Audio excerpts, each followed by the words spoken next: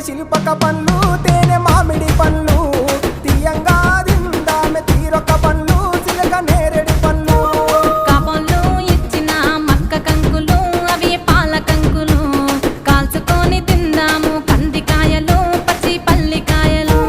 గుజారి గుజారి మామిళ్ళ కిందో నల్ల మామిళ్ళ కింద కుసుమరోళ్ళేసిన కుందన బొమ్మ అది కుందన బొమ్మ